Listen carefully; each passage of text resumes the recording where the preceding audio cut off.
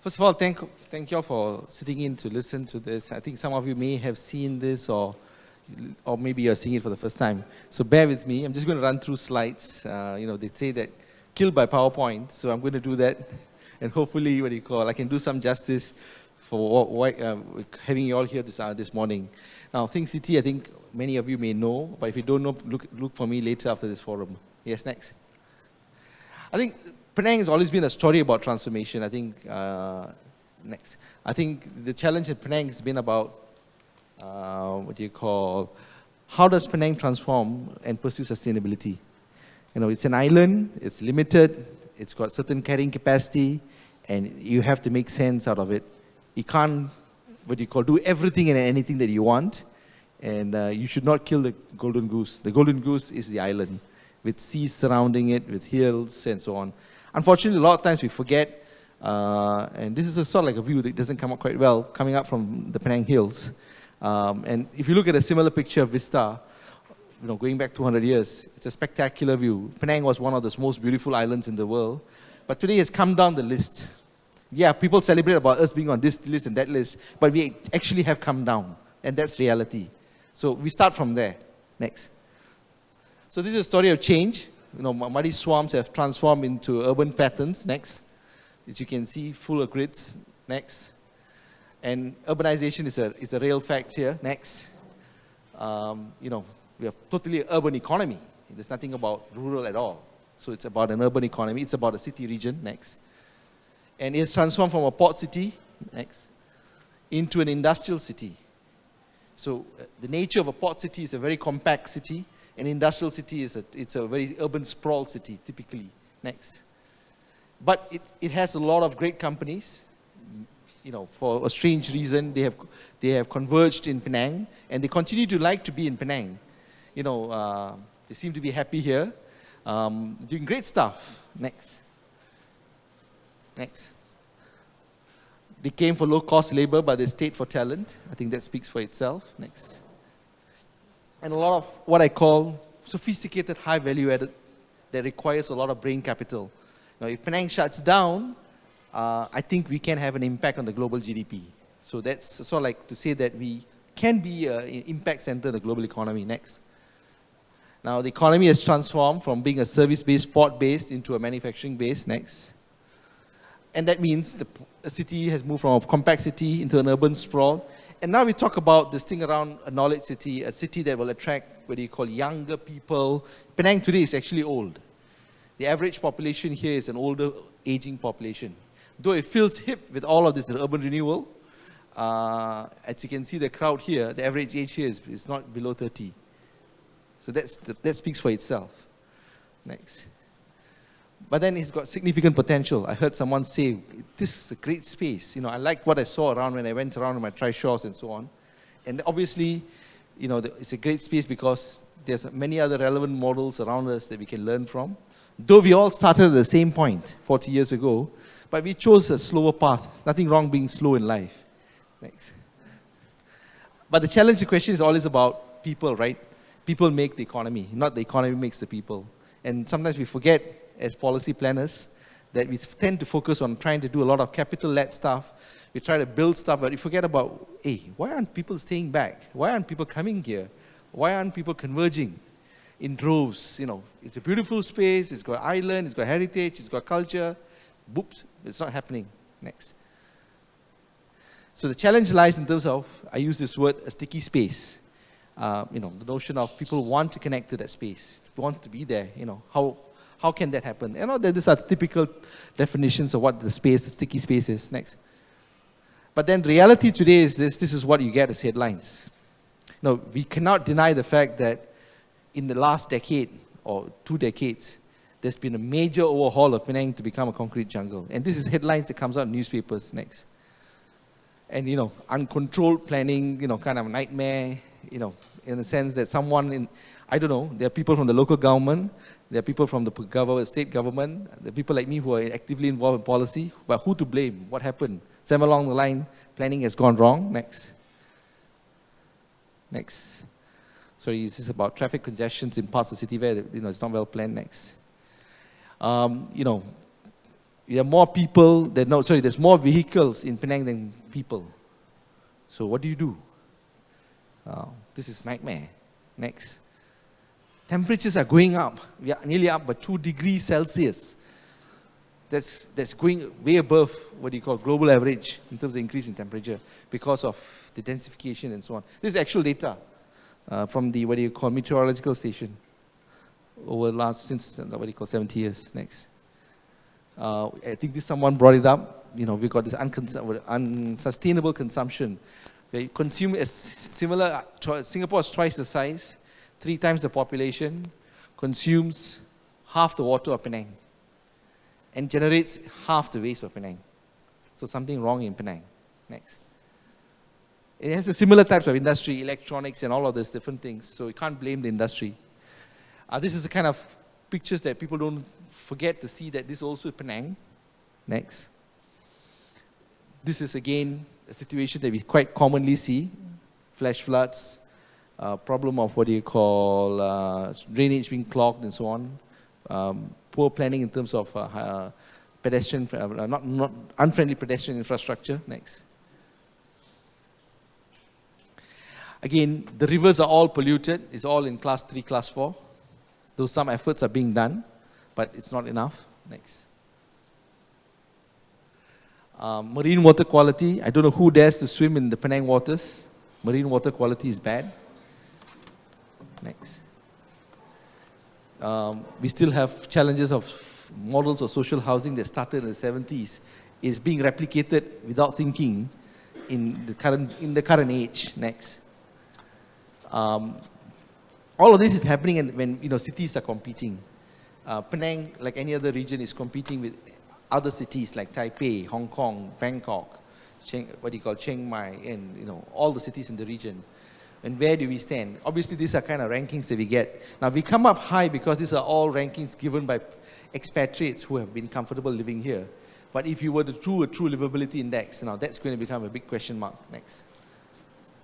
But then someone said we are right smack in the center of gravity of the next 50 years is going to see a major shift between India and China. Malaysia, Penang is well located to take advantage of the change. But what are we doing to take advantage of the change? Next. This is a picture of economic density, GDP per square kilometer. I had to change the scale so that Penang can come up. Penang is a small mole. KL is a small mole. Penang is an even smaller mole. As you can see, GDP per square kilometer, we are nowhere when it comes to what you see in the North Asian region. Next.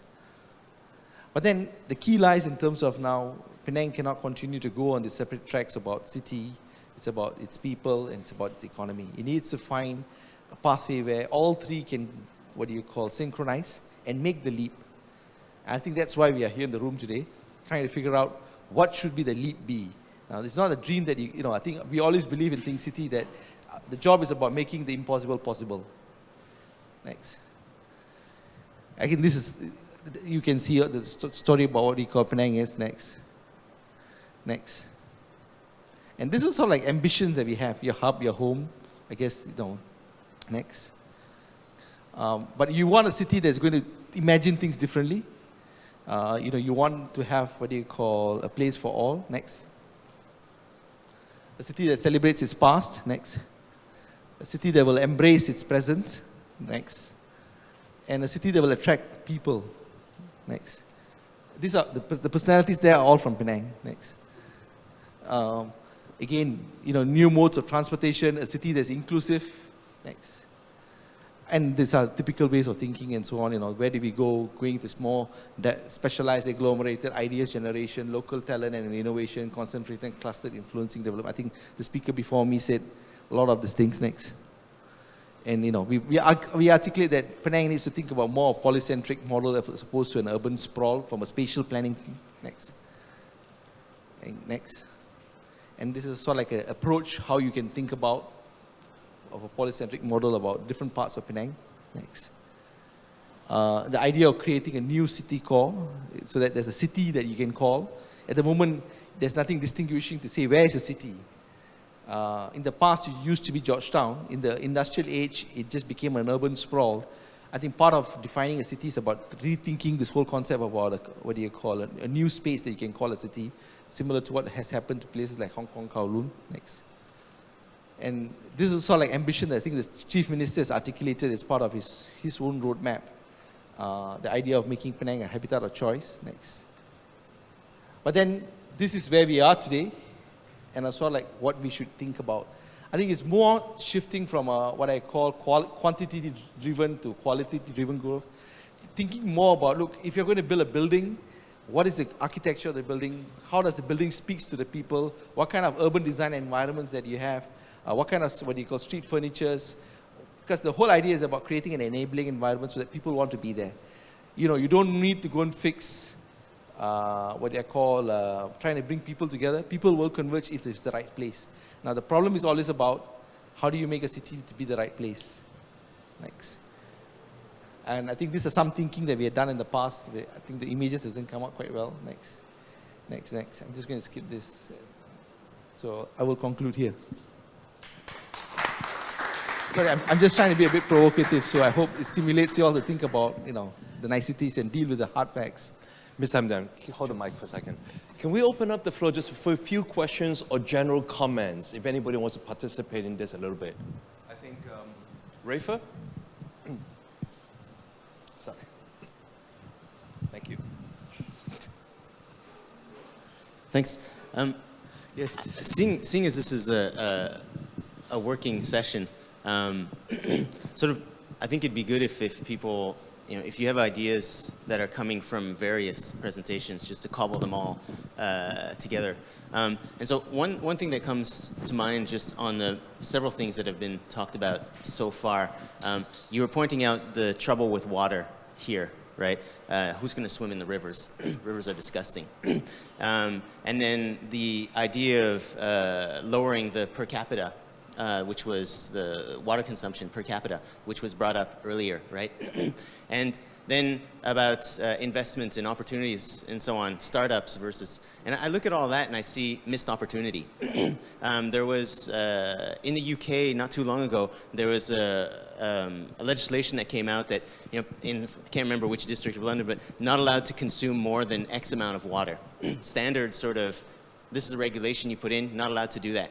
And I'm sitting there going, wow, that's ridiculous. That is the most medieval idea I've ever heard. Instead of doing that, why not create, like put that in, sure, that's the stick method, but put in the carrot, so if your wastewater is cleaner than the water that's coming in, you can consume as much as you want, right? So create that kind of innovative loophole for things to happen. So suddenly what happens is, when you create a rule to reduce something, everybody figures out how to cheat it.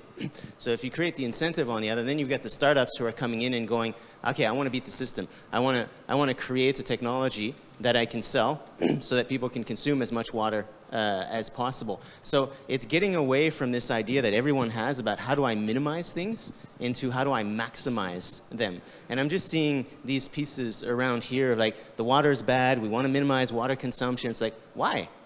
Let's maximize water consumption if the wastewater is clean, because then you're creating an opportunity for a startup in Penang. And that's what's the beauty of Penang, is that it's not that big, 1.7 million people, right? It's the kind of space that can actually incubate exactly this kind of stuff. And the question that came up earlier, for example, do I focus on Airbnb or do I focus on Hilton? The reality is you need both.